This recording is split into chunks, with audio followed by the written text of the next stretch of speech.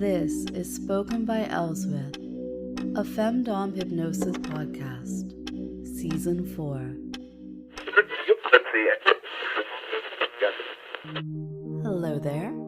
I hope you have had a nice, refreshing, restoring, energizing, and fantastically fun time during the break. On one hand, it feels like it's been quite a while, and on the other hand, the time has just flown by. And speaking of flying, wasn't that exciting here recently in the States? Oh, what a mess. It's so strange to hear about, everything getting grounded. Although I suspect a few people are probably relieved. I mean, if you had to leave your holiday destination and it just gave you a few more days in the sun, I think I would take that. I think I would take just about anything that means a few more days in the sun. What would you take for pleasure? What would you exchange in order to get that pleasure?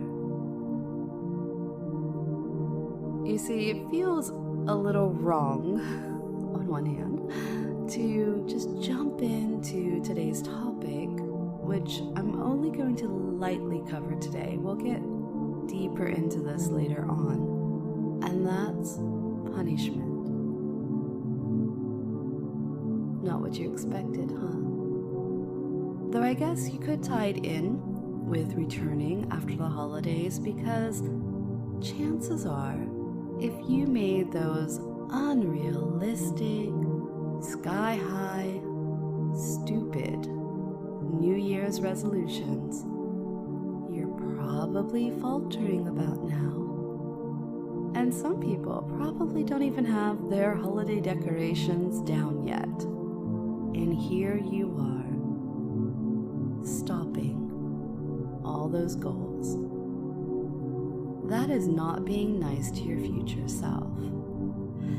PETA, there was a rumbly vehicle, so I'm going to say that is not being nice thing one more time.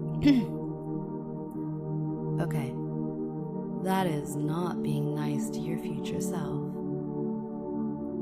One of the reasons why punishment is on my mind is you likely know that when you take that downtime, when you let your brain just wander wherever it will, it often comes up with these brilliant ideas, especially if you're a mistress. I mean, it doesn't take much for you to tell me that my ideas are brilliant, right?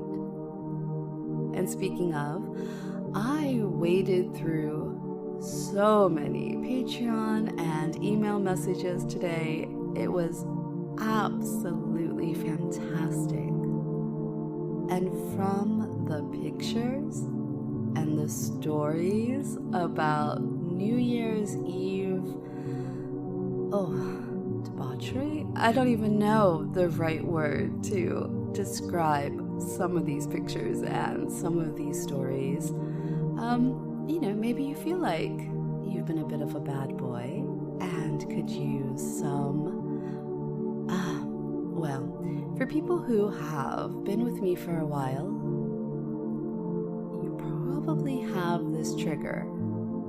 So I can't say the words because the words happen to be the trigger. We'll just call it 90-degree angle in a room time.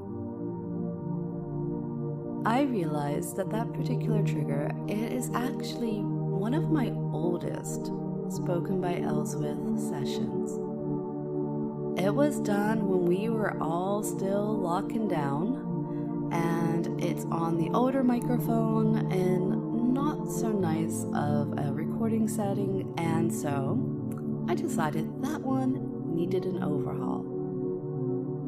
Now, for those of you who have that particular trigger just well ingrained, don't worry, it's not changing that much from the way that it makes you feel. And how do you feel about punishment? Are you the type that actually that feels a genuine dismay over letting down your half of this agreement between us? Or do you feel a bit bratty? A little bit, oh, she can't break me. Maybe a mixture of both, going back and forth. It likely depends on the punishment, right? If I just kind of sit on the edge of the bed and tell you to be across my lap and ease down whatever's covering your bottom and use my hand, which I do not like to hurt my hand, you know that particular punishment, it's going to be pretty light. So unless you've done something actually wrong, really wrong, and my words, my disappointment in you, is adding to what my hands are doing, chances are you're just going to glide right through that one. Yeah? But let's say either in a physical nature or a mental one. I mean, we really do like to use these words, don't we? You're placed in a pillory. Do you know what that is? Imagine there you are, you're just stuck, and you have, well, there's a few different ways to go about this. Let's do simple. Let's be minimalist. Let's be like the IKEA of dungeon toys. And this one is just simple metal. It holds you in place. It keeps your head kind of up. It keeps your knees and your hands on the floor, bottom up. I mean, you could practically be a table, right? And it's fun to be a table. But it's not usually fun to be stuck like a stockade. Or the pillories that are the big square pieces like of wood that fashion around a person's neck, wide enough that the person can't reach their arm around to even scratch their nose or feed themselves. Can you imagine being stuck in that? Of asking for food, asking for a drink, asking for me to scritch your nose for you. Or would you ask? It likely depends again on what kind of person you are when you accept punishment. What kind of person you are and what kind of naughty thing you've been up to.